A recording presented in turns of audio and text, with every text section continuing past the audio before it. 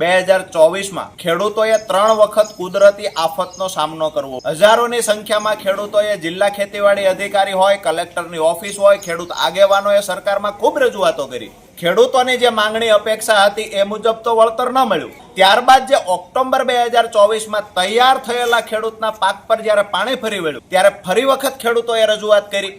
તો ત્યારે સરકાર દ્વારા ખેડૂતોને આશ્વાસન આપવામાં આવેલું 2024માં જે નુકસાન થયું છે એનું વળતર ચોક્કસથી આપવામાં આવશે. અંતે આ મહિનાની શરૂઆત સરકાર દ્વારા જાહેરાત કરવામાં આવી કે 2024 ઓક્ટોબરમાં જે નુકસાન હતું એ ખેડૂતોને વળતર ચૂકવશે. પણ 14 જુલાઈથી 28 જુલાઈ સુધી પોર્ટલ ખોલવામાં આવશે. જે ખેડૂતોને પાક નુકસાન થયું છે એ ખેડૂતોએ પોર્ટલમાં અરજી કરવાની છે. કે વિશ્વગુરુ બનવાની વાતો કરનારા આ ભારત દેશની અંદર, આ ગુજરાતની અંદર જ્યારે પોર્ટલ પર ખેડૂત અરજી કરવા જાય છે 1 પણ કલાક પોર્ટલ ખુલતું નથી. ખેડૂતો ધક્કા ખાઈ ખાઈને બાપડો સાંજે ઘરે પાછો જાય નિરાશ થઈને પાછો.